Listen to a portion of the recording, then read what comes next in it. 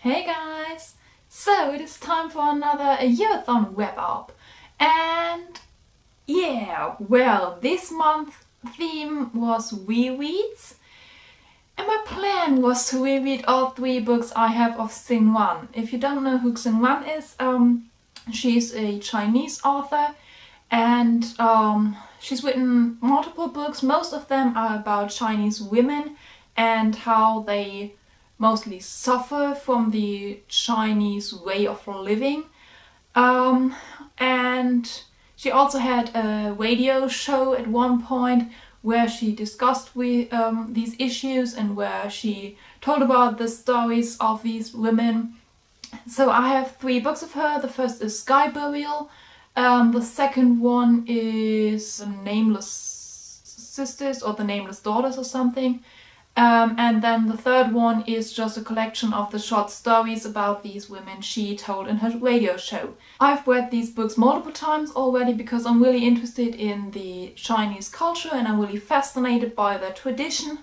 So yeah, I did already read them a lot. They are all quite short stories, so like I think they're about 100 pages each. And I started with rereading Sky Burial because it's this story that kind of I forgot the most about, so I thought it would be great to reread that. What I also did forget about the story was how emotional it is. How very, very emotional. It's about a Chinese woman who is finally married to the love of her life. And then he goes to Tibet to work as a healthcare because like he's a doctor, and he goes there because there's this war between China and Tibet that actually really happened, so it's a real story. And he went there to be a doctor, like a healthcare guy in the Chinese army. And 100 days after their marriage, and I think about 30 days after he goes to Tibet, she gets the news that he's dead.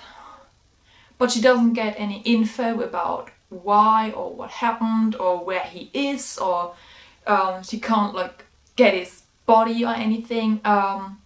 So no one can tell her what happened. So she decides to go to Tibet herself in this war zone to find him and to find out what happened to him.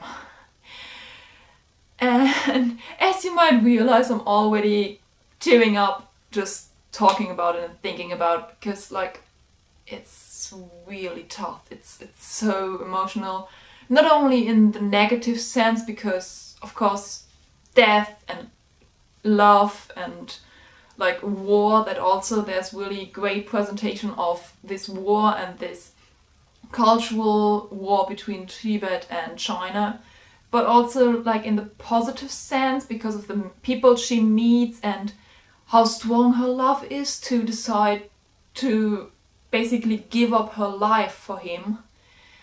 So yeah, I finished that.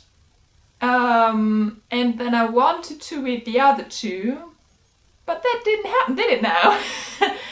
I finished that one on Tuesday, and then I spent the rest of the week crying and tearing up and thinking about what happened in this book, and so I didn't get a chance to read the others.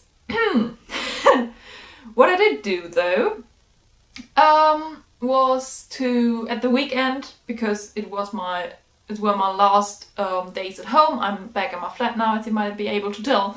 And so on the weekend, my last days at home, I got all nostalgic, and then I reread the first 3 parts of Die Wilden Hühner, which is a kids series by Cornelia Funke. Cornelia Funke is also the woman who wrote Reckless and like Inkheart and those books. But so she's a German author, and I read her books in German, and she's one of my favorite authors. And the way I got to know her, basically, or her stories, was by this child's book series called Die Wilden Hühner. I don't think there's an English translation of them, but they were my whole childhood. Like every single memory I have of primary school is somehow related to this book series. And yeah, so I was nostalgic and I was sad that I'd have to go and live my grown-up life now. So I reread those and it was a lot of fun. I think I reread all of them like 10 times already. So it wasn't really new and I already knew like every single page by heart. But it was still very fun and really nice, and yeah.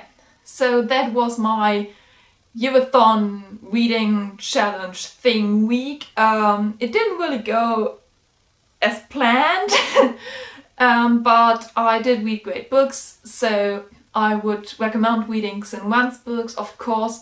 As I said, they're all really emotional, and there is a lot about the Chinese tradition and the Chinese life and the Chinese culture. So if you're interested in that, I would definitely recommend it. But if you're not that much into that, or if you're reading rather light-hearted stuff, then you should probably not pick them up because they really destroy your soul tiny bit. I think that's it for now. I'm sorry that it wasn't that much, and I'm sorry that I also don't have the books with me because they're back home. But as I said, yeah, it was a rather emotional week. I'm back to my adult, organized life, more or less. So I hope that next time will be a bit better. Anyways, please let me know what you read this week, or if you're participating in the #Yearathon.